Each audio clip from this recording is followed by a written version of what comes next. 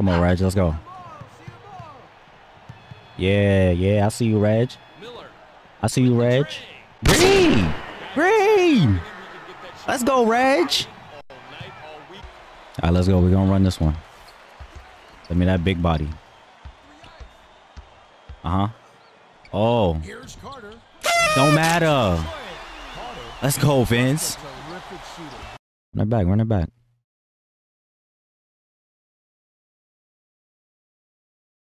There you go. Hey! What's up, YouTube? Back with another video. And today I got something a little different. So I know I make a lot of playbook videos and I use plays a lot in my gameplays, and I have a PC with a lot of emulators on them, so I'm able to go back and play a lot of these older games at older consoles. So I figured, why don't I go back and see how plays, playbooks, and play calling have evolved throughout the years in 2K. And so that's what I got for y'all today. I'm not going to go through every single 2K just because, like, every year, as far as play calling goes, there's not much different. But usually every other year, there's some sort of minor or major difference depending on the game. So don't know how long this video is going to be. But with that being said, let's get into it. So we're going to start off with the original NBA 2K for the Dreamcast. And if you go over here to customize teams, playbooks, you could get a look at every team's playbook on the game. And play calling doesn't really work how it works today. Like today, you can press, LB or L1 and tap the icon of the player, and all of the plays that the player has access to, given whatever priorities that they have, you'll be able to call. But here, you don't have access to the entire playbook at once. Like, you can only pick 4 plays to use throughout the game.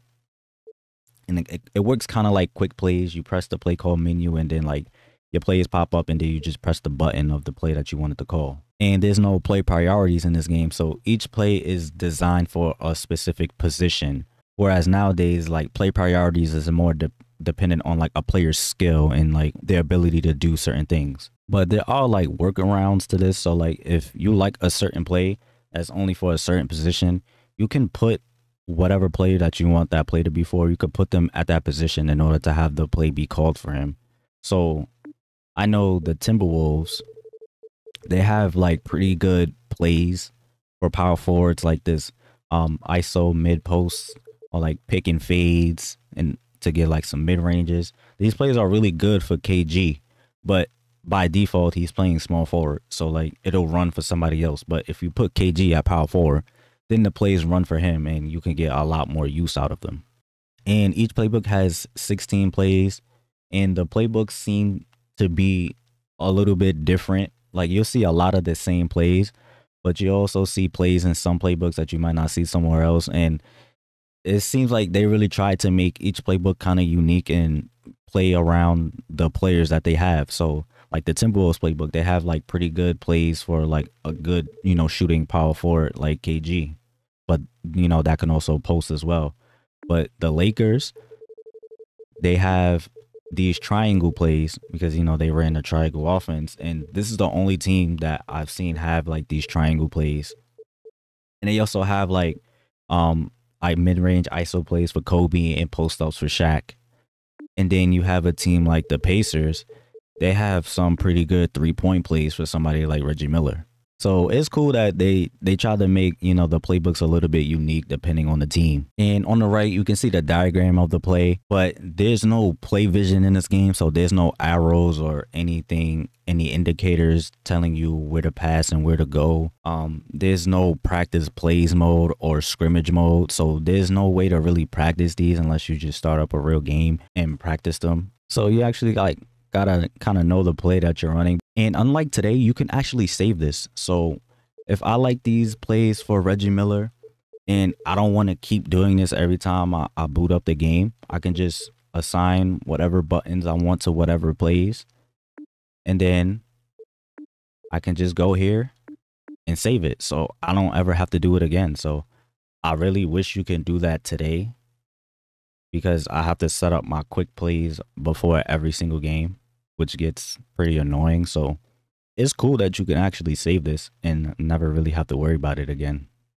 So I'm about to start up a game, see if I can score with one of these plays real quick. Davis holds on to it. All right, let's go, Reggie. Let's go, Reggie. Uh-huh. Uh-huh. I see you. Green. Oh, I missed. All right, let's go. Let's run it again. Let's run it again.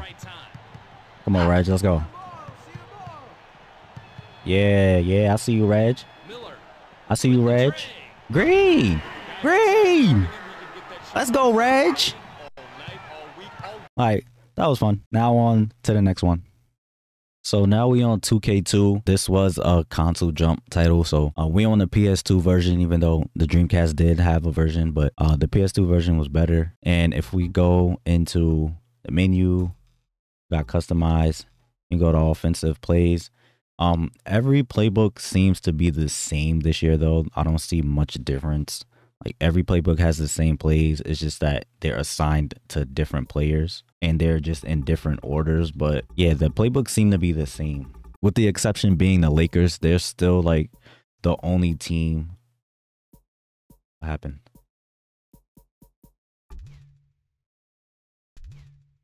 Okay. Hold on. And like I was saying, all the playbooks seem to be the same.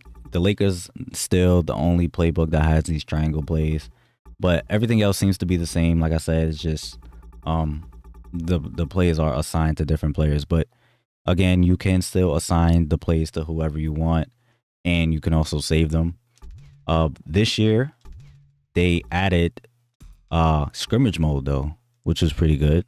So you could go in here and just practice a lot of your plays. It's not like a full scrimmage. It's basically just like practice plays, even though they call it scrimmage. So you could go in there and just like practice like some of these plays with some of these teams and players. And you also have indicators to tell you like where to pass to and where to go. So I make this pass over here, and then I make this pass over here, and it's basically just an ISO for T-Mac. And yeah, the plays themselves, they're not all that good. Like they were the ones in the original 2K was better, at least the 3-point ones. But a lot of the plays this year are like just like simple stuff like pick and rolls or like post ups, ISOs, and like stuff like that. Like they're not that good, but I guess they're usable in certain situations with certain players. So now we got 2K4, which got renamed to ESPN Basketball, and this is when they started using the ESPN interface. It's pretty cool. They had this 24/7 mode, which is basically the first iteration of my career. But in terms of plays and playbooks, it was nothing here. They basically just took the year off. As you can see, you just got post up, 3-point, pick and roll, and ISO. And this is for all the playbooks. And games that release yearly, they be doing this sometimes. Like they'll take a year where they would take a certain aspect of the game and just basically gut it and make it as bare bones as possible, just so they could work on it and make it better for the next iteration of the game. And that's what they did here. They basically took this year off to work on the plays and playbooks and stuff to make it more improved than 2K5. But yeah, there's nothing here. You can't like unlock any playbooks, because at this time you could unlock certain things and certain items, or like different teams and I think jerseys and all this type of stuff, but you couldn't unlock any plays or playbooks. That wouldn't even be cool anyways. Like I don't even know why they would do that, but yeah, there was nothing going for plays and playbooks in this game. Even the modes, like scrimmage mode was in 2K2. You would think that mode would just stay throughout the years, but that mode has actually come and goes. That mode actually comes and goes. So the only practice modes they have is standard practice, which is basically like freestyle nowadays, and free throw practice, which I kind of wish they would bring that back actually, because I find it harder to make free throws than actual jump shots this year in 2K23. Like I have no problem greening jump shots, but free throws, like it's just, I just be guessing half the time. But it's just like I could actually practice the jump shots, so it eventually gets easy to green. I can't practice free throws, so yeah, I kind of wish they would bring that back. But yeah, 2K4 had basically nothing in terms of plays. So now we on 2K5, and this is where you would see what they was doing the past couple years when they basically skipped out on 2K4. So if we go to Playbooks, you can see there's a lot more here. The plays are way more intricate and there's a lot more going on. You have like so many different sets, and you'll see a lot of the same plays for a lot of teams, but you also see a lot of variety, especially in the sets. So like the Sixers, they have like 1-4 high, baseline, and motion. But like another team would have, like the Blazers, they have triangle sets. The Bobcats have box, flex 1, flex 3. So different teams will have different sets. And like I said, the plays themselves are a lot more involved. Like there's a lot more going on, which is good, but then at the same time, it's kind of not, because it makes things a lot more confusing, because this game doesn't have any type of play vision or any indicators telling you where to go, where to pass, you know, and who else is doing what on the play. So you really actually have to know the play in order to be running it. But it is definitely a step up from the plays that they used to have. And just like always, you can assign plays to, you know, whoever, or to assign plays to a button, I should say. And as always, you can save this as well. So a pretty significant leap in terms of plays and playbooks for this year. And going back to the plays being like kind of just complex, which is not necessarily bad, but the bad part is that there's no play vision, and there's also no like scrimmage or practice. Like the only practice again is still standing practice and free throw. So you can't really practice them unless you like start up a actual game against the CPU just to like practice it. But if there was like a actual practice environment, that would be great. But they didn't have it this year. And I would start up a game and like run a couple plays, but this game doesn't run well. Like in the menus and everything is fine, but once I start a real game, I get really bad frame drops. So we just gonna go on to the next game. So now we on 2K8. This is the PlayStation 3 version, and in terms of like plays and play calling, nothing like really changed that much. Like there are different plays, and you still have like different teams that have the different sets. So not every team has the same sets.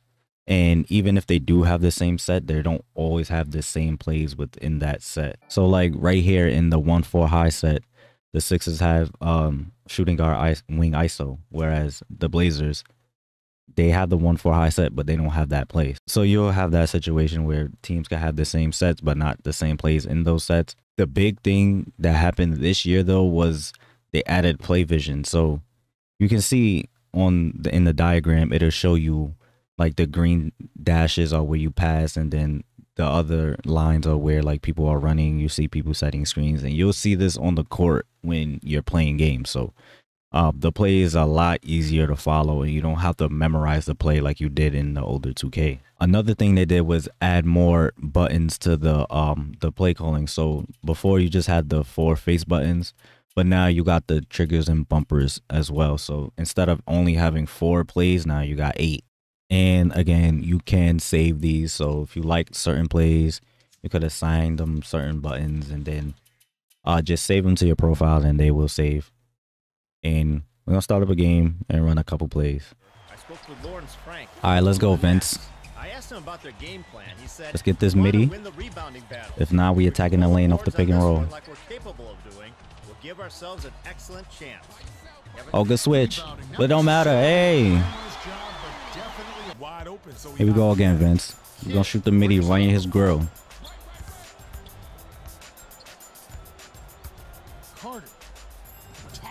Right in his grill, Vince. All right, let's go. We're gonna run this one.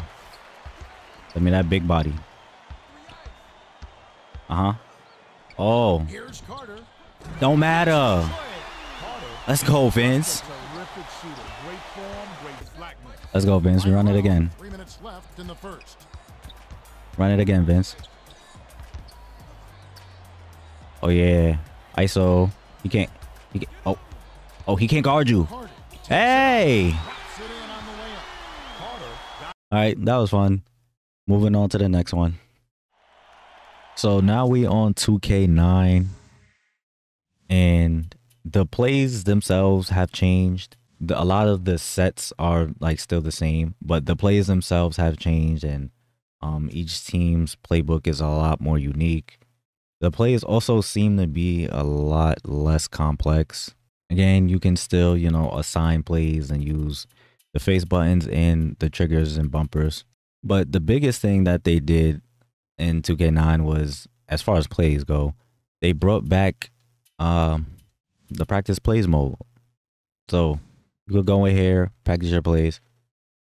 Also, like this trivia, they should bring this back. How many? I think you want 3. Yeah, they should bring trivia back. That was pretty cool. But yeah, you could go in here and just practice your plays. You can practice with or without defense, and you can also use any team's playbook as well as just like all the plays on the game. So you can practice all the plays or just a certain playbook. And 2K9, they also had triple screen plays, which is pretty nice. Get a nice triple screen for a mellow mid range. That's money all day. And I miss what? Come on, mellow. What's up with you? There you go. Now we're gonna practice it with some defense. Oh, I forgot that happens. Like, they don't guard you the first time you run it, and now they guard you.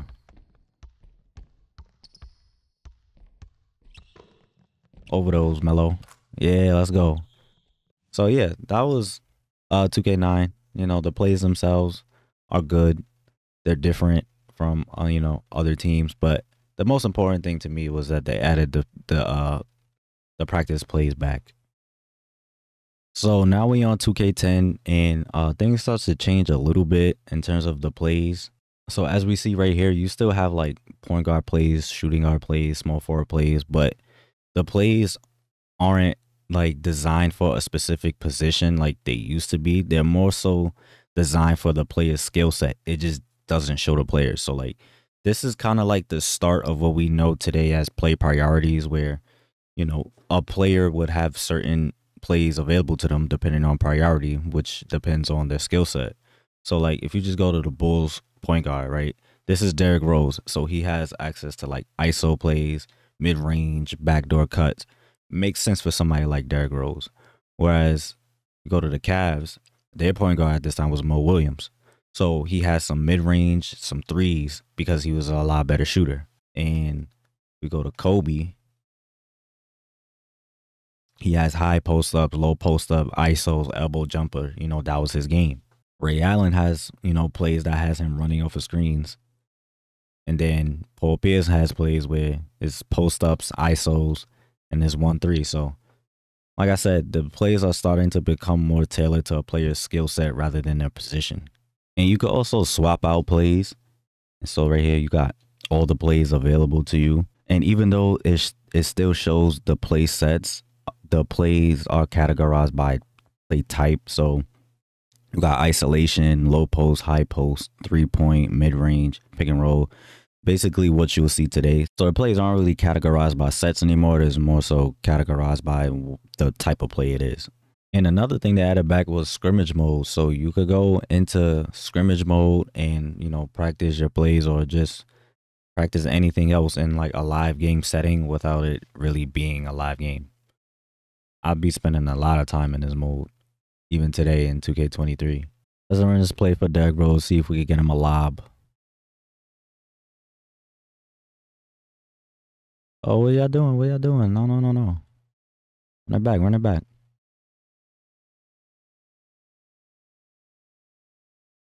There you go. Hey! Let's go. We're going to run it again, run it again.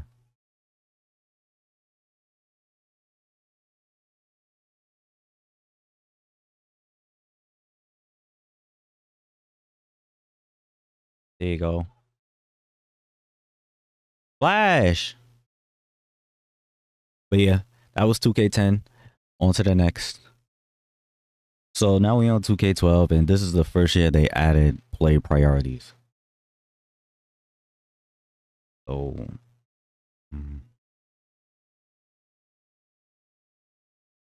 So if you go here, you got assign plays and edit offense.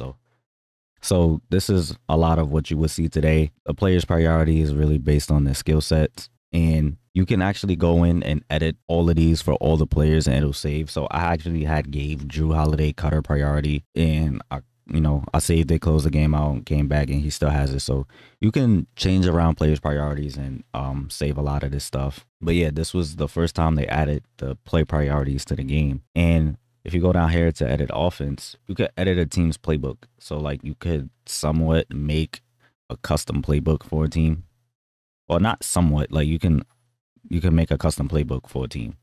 So you could just like go down here, or you can like replace one of these plays or just add a play from any other team's playbook and it'll save. So I remember what I added a play to the Thunder playbook from the Celtics, and there it is right there. So you can basically create custom playbooks and save them and just use them every time you get on.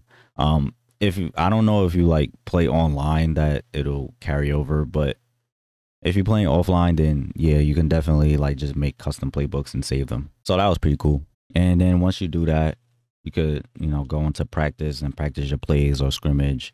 Also, the like play calling changed too. So you still got like these quick plays over here, but it's more like nowadays where you tap L1 or LB and then the icon of the player and then flip through the pages of the playbook to call the play that you want to call. So now we on 2K15. 2K14 was the console jump 2K, but I don't have access to 2K14. So 2K15, it was actually a step back in a lot of ways. One was you can't go into like the menus and look at a team's playbook like you can in the older 2K. So in the older ones, you can like go through the menus and look at every team's playbook. You can make changes and basically do whatever you want, but you couldn't do that here. The only way to look at a team's playbook here is to actually start up a game, because you couldn't even do it in practice neither, because they took away the practice plays mode. So if we go to here and go to 2KU, you only got like these videos and freestyle scrimmage. So you couldn't even do it in practice. You would have to start up a real game in order to look through a team's playbook. So if you start up a real game and then you could go to game plan like you would do today and come down here to assign plays, you could look at each player's play priorities. You can look at the plays in the playbook. You could look at other teams' playbooks too, and you can make changes to your playbook as well as other teams' playbook, but you couldn't save any of this. So just like today, like this is something you would have to do before every game, which gets pretty annoying. So that's why I say 2K15 was a little bit of a step back in a lot of ways. You couldn't access all the plays just through the one menu like you could in the older ones. Plus, there's no practice plays mode. But practice plays does make a comeback in 2K16. So now we're on 2K16, and they didn't really do too much, but they did bring back the practice plays mode. So you can go ahead and practice your plays again. And so yeah, good job by them to bring that back. As far as like everything else was basically the same. So now we on 2K20, and 2K20 made a lot of adjustments that you'll see today as far as the quick plays go. And so when you pause the game and go to your offensive settings, you'll see this screen that you'll see today, and from there you can like just put plays into like the quick plays menu and then assign them to people so that every time you run that play, it'll run for that player. This is a feature that I still use today. I use almost basically every game almost that I'm gonna use plays in. And yeah, this is a very nice feature. I'm very happy they added this to the game. Hey, yo, right here. What's the roll? Pressure him up. Good shot, Tom. And now we back on 2K23. Nothing has changed since 2K20. Like the actual plays have changed, playbooks. They get updated and changed. Some plays get taken away, some new plays get added. But for the most part, in terms of like play calling and like play priorities and things like that, most of that stuff is the same. And yeah, this is a pretty cool video to make to see how plays and playbooks have evolved throughout the years. There's some things that they definitely do way better now than they did back then. But there's also things that I feel like they did better back then than they do now. Like, you know, having each team's playbook available to you in the menus and you be able to like change them and do what you want to them. I feel like that was cool, and I don't know why they got rid of that, but it is what it is. And yeah, as always, I hope you enjoyed this. Thanks for watching and stay tuned for more content.